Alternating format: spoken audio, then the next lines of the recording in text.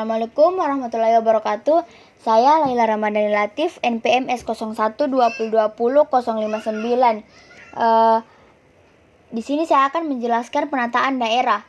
Penataan daerah adalah tindakan untuk membina, membentuk, menghapus, dan menggabungkan daerah otonom yang menjadi bagian integral dari kebijakan desentralisasi pemerintahan kepada daerah otonom.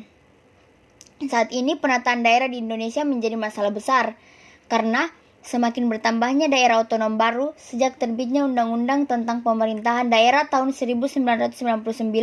Jumlah daerah otonom di Indonesia sampai tahun 2010 telah bertambah sejumlah 205 daerah yang terdiri dari 7 provinsi, 164 kabupaten, dan 34 kota. Dan jumlah tersebut akan terus bertambah. Untuk itu diperlukan suatu perencanaan penataan daerah agar tuntutan aspirasi masyarakat dan kelayakan suatu daerah untuk dimekarkan dapat dijembatani. Adapun tujuan dari penataan daerah, yaitu yang pertama, mewujudkan efektivitas penyelenggaraan pemerintah daerah, mempercepat peningkatan kesejahteraan masyarakat, mempercepat peningkatan kualitas pelayanan masyarakat, meningkatkan kualitas tata kelola pemerintahan, meningkatkan daya saing nasional dan daya saing daerah, terus memelihara keunikan adat istiadat dan budaya daerah. Adapun pembentukan daerah yang pertama Adapun pembentukan daerah yang dibagi dua menjadi pemekaran daerah dan penggabungan daerah.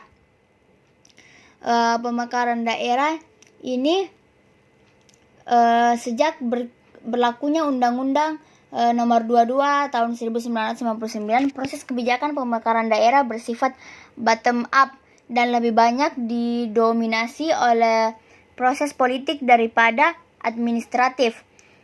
Belakangan ini inisiatif proses legislasi pemekaran juga justru banyak dimulai oleh DPR atau RUU inisiatif daripada pemerintah.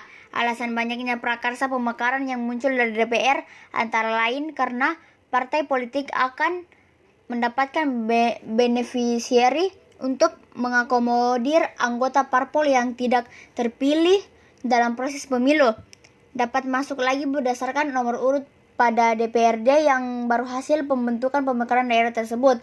Alasan lain dengan adanya pembentukan daerah baru maka akan ada peluang politik lainnya seperti akan ada calon gubernur, bupati, wali kota yang baru serta birokrat-birokrat daerah baru. Dengan kata lain, DUB akan memberikan keuntungan dengan adanya ruang yang lebih luas untuk promosi dan jabatan-jabatan yang baru.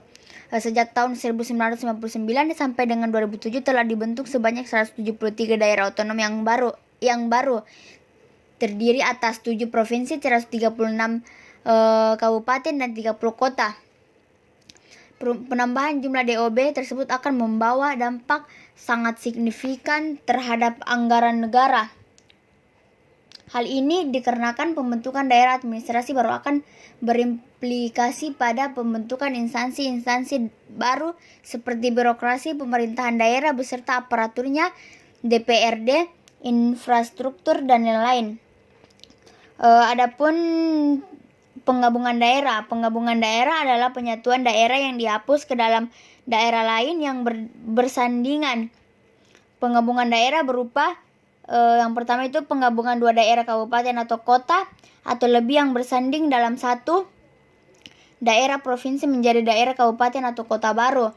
Dan yang kedua penggabungan dua daerah provinsi atau lebih yang bersanding menjadi daerah provinsi baru. Penggabungan daerah dilakukan berdasarkan yang pertama kesepakatan daerah yang bersangkutan atau hasil evaluasi Pempus. Selanjutnya ada persyaratan daerah. Yang pertama perubahan batas wilayah daerah. Yang kedua perubahan nama daerah. Yang ketiga pemberian nama dan perubahan nama bagian rupa bumi. Yang keempat pemindahan ibu kota dan atau yang kelima perubahan nama ibu kota. Selanjutnya kepentingan strategis nasional. Prinsip kepentingan strategis nasional adalah penyelenggara suatu urusan pemerintahan ditentukan berdasarkan pertimbangan dalam rangka menjaga keutuhan dan kesatuan bangsa, menjaga kedaulatan negara, implementasi hubungan luar negeri, pencapaian program strategis nasional dan pertimbangan lain yang diatur dalam ketentuan peraturan perundang-undangan. Dan selanjutnya ada desain besar penataan daerah. Desain besar penataan daerah terdiri dari 4 elemen pokok kebijakan, yaitu pertama, pembentukan daerah persiapan sebagai prosedur baru dalam pembentukan daerah otonom. Kedua, penggabungan dan penyesuaian daerah otonom. Ketiga, pengaturan daerah otonom yang memiliki karakteristik khusus tertentu. Dan keempat, penetapan estimasi jumlah maksimal daerah otonom provinsi hingga tahun 2025. Baik, itu tadi hasil pemaparan saya. Lebih dan kurangnya mohon dimaafkan. Wassalamualaikum warahmatullahi wabarakatuh.